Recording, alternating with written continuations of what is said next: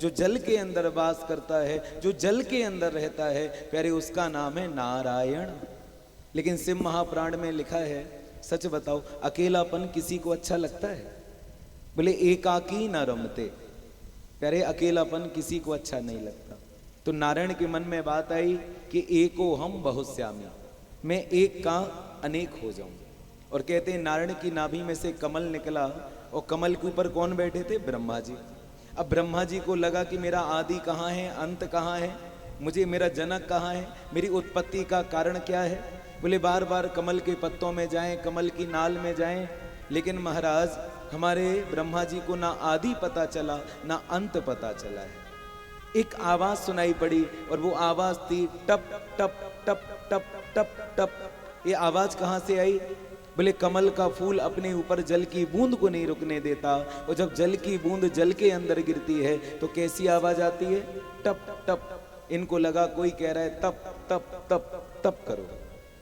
और हमारे ब्रह्मा जी ने ध्यान लगाया है, साधना करी है, और प्यारे तप के प्रभाव से उन्हें नारायण का दर्शन हुआ। नारायण से पूछा किम करवामी, हम क्या करें?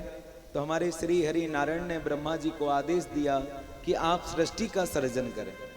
ब्रह्मा जी ने कहा कि कहीं ऐसा ना हो कि सृष्टि को बनाते बनाते मेरे मन में अहंकार आ जाए कि इस सृष्टि का मालिक मैं हूं।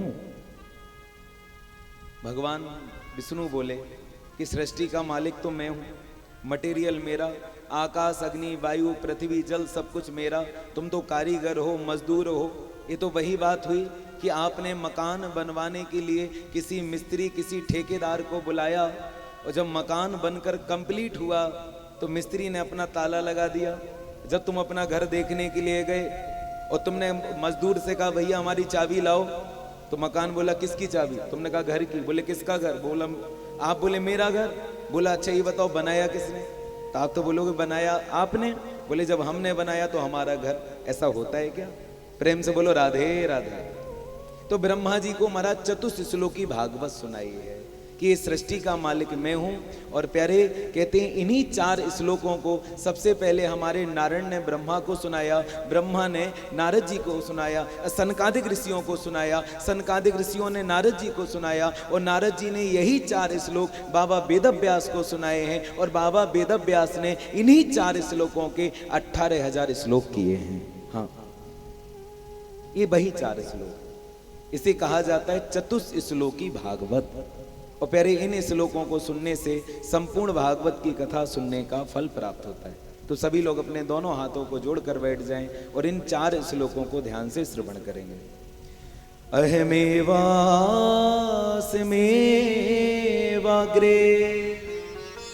नान्यादद सद सद परम पश्चादहं यदे तस्य यो वसिष्यते सौम्यहं ऋते अर्था प्रतीयेता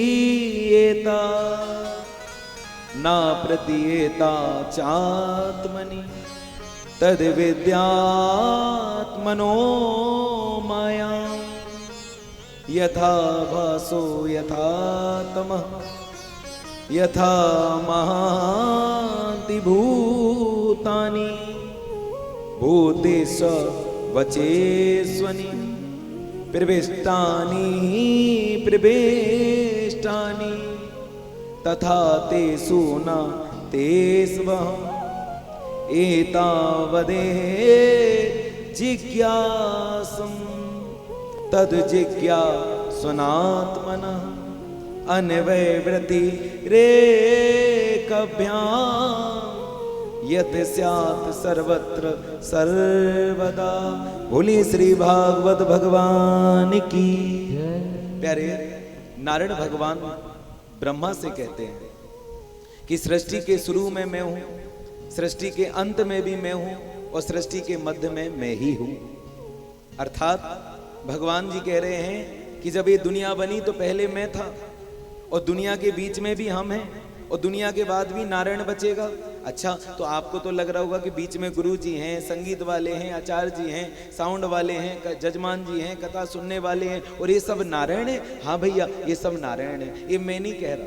भागवत कह रही है कि अहमेवास मेवाग्रे, सृष्टि के शुरू में मैं, अंत में मैं, मध्य में भी मैं। तो बोले फिर भगवान की प्रतीति अप्रतीति क्यों होती है? बोले अन्वय व्यतिरेक अभ्याम यत स्यात् सर्वत्र सर्वदा।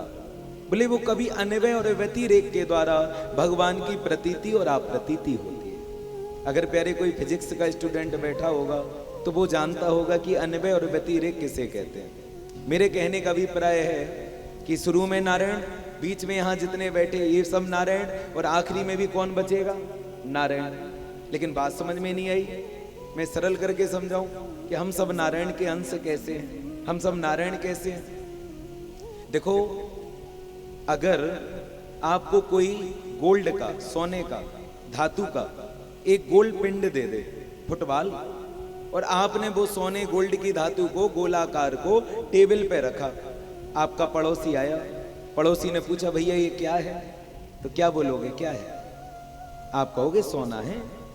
अच्छा, तो आपने कहा ये सोना घर पे कब तक पड़ा रहेगा? तो आपने सोनी को बुलाया, सुनार को बुलाया, और भैया वो गोल्ड की धातु उठाकर उसको दे दी। और सुनार ने, सोनी ने क्या किया?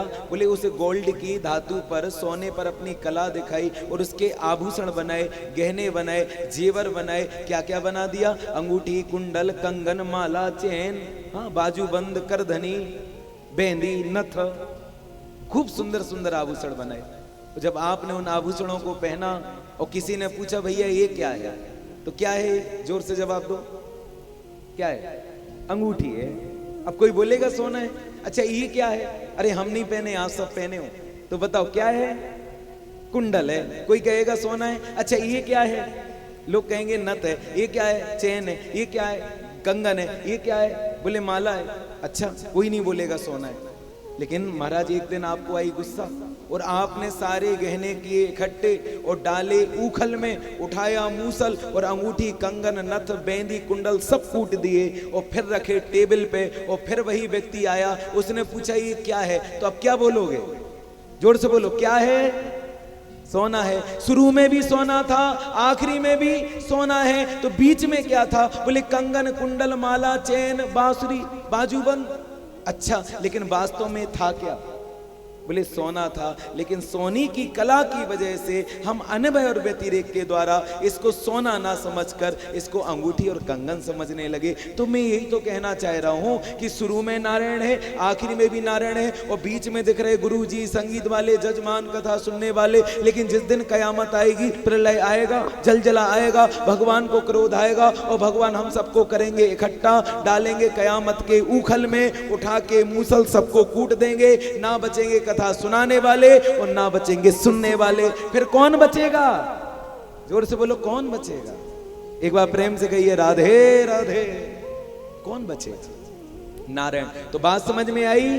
तो शुरू में कौन है? जवाब दो। शुरू में कौन है, आखिरी में कौन है, और बीच में कौन है? तो इसका ये मतलब नहीं घर में जाके अलमारी में बैठ जाओ और पति से कहो लो पैर छू लो, अब हमारे, अब हम ही भगवान है, और कल से कथा में भी आ जाइए। आज तो तुम आए हो, नहीं तो कहो कि आज की कथा सबसे बढ़िया थी, अब बन गए भगवान, अब किस बात की चिंता। ऐसा ना हो कल से लोगों में सब भगवान ही भगवान घूमे कि हम ही हैं भगवान। अच्छा चलो तुमको इंसान बना दे, नहीं तो खतरा है। सब तो घूम ही रहे कि हम भगवान बने। अच्छा चलो तुमको इंसान, देखो भगवान तो हैं, और ये मैं नहीं कह रहा, राम कथा में लिखा कि ईश्वर अंश जीव अविनाशी, चेतन अमल सहज सुख राशि। हम वो अंशी है, हम अंश हैं, और अंश कभी पूर्ण ब्रह्म नहीं हो सकता। कैसे? अच्छा एक बात का जवाब दोगे? गंगा जल कभी अपवित्र नहीं होता, गंगा जल कभी अशुद्ध। अच्छा लोको वाले झूठ तो नहीं बोलते? बात से पलटोगे तो नहीं? एक बार और सोच लो, तुम्हें पता है हम उल्टा बोलते हैं, हमारी गलत बात सही, तुम्हारी सही बात गलत। अच्छा बताओ, गंगा जल कभी अपवित्र, गंगा जल कभी अशुद्ध। अब बात से पलटना मत। हाँ भैया आपकी बात सही है, क्योंकि गंगा ही एकमात्र नदी ऐसी है जो अहम को ब्रह्मा विष्णु महेश तीनों बनाती है। कैसे?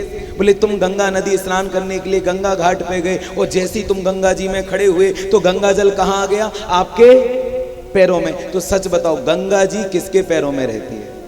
अरे मैं नहीं कहता, आप लोग आरती में गाते हो ना कि चरणों से निकली गंगा प्यारी, जिसने सारी दुनिया तारी। तो भैया तुम गंगा जी में खड़े हुए, गंगा जी का जल तुम्हारे पैरों में आया, तो ये बताओ गंगा जी किसके पैरों में रहती हैं? नारायण के। तो तुम क्या बन गए? नारायण। और जैसे ही हर हर गंगे बोल के तुमने गोता लगाया तो गंगा जी कहाँ आ गई? तुम्हारे सिर पे। तो जल्दी बताओ गंगा जी किसके सिर पे रहती हैं? शीश पे गंगे विराजे। तो महाराज गंगा जी तुम्हारे सिर पे आई तो तुम क्या बन गए? बोले देवों के देव महादेव भोले बाबा, क्योंकि गंगा जी तो उनके सिर पे बैठी हैं। और जैसे ही तुम दमोए लोगों अपने घर वापस आने लगे, तुम्हें लगा महाराज घर में जाएंगे, घर में गंगा जल को सिंचित करेंगे, अभिमंत्रित करेंगे, गंगा जी का आचमन करेंगे, पड़ोसियों को बांटेंगे, क्योंकि गंगा जल कभी अपवित्र। रुक जाओ, हम बता रहे तुम्हें। तुम महाराज गंगा जल तुम लेके आए और तुम महाराज किस में लिया? बोले कलयुग का कमंडल। ये कलयुग का कमंडल क्या है? बोले महाराज 2 लीटर की बिसलरी की बाटल देख लेना या किसी बाबा का कमंडल देख लेना, दोनों एक जैसे। तुमने महाराज कलयुग के कमंडल में गंगा जल रखा। अब गंगा जल किसके कमंडल में रहता है? ब्रह्मा जी के। तो तुम क्या बन गए? गंगा जी तुम्हारे कमंडल में आई तो ब्रह्मा जी। और तुम घर आए और तुमने कटोरी में गंगा जल निकाला और तुमको लगा कि हम शंकर जी को चढ़ाएंगे, हाँ? हम लड्डू गोपाल जी को गंगा जी से नहाएंगे। लेकिन याद आया कि फूल माला तो लाए नहीं, बेल पत्र तो लाए नहीं। तुमने कटोरी में गंगा जल निकाल के रखा और जैसे ही महाराज तुम बेल पत्र तोड़ने गए, इतने में कुत्ता आया और कुत्ते ने कटोरी में मुंह लगाया और जीभ से एक बार गंगा जी का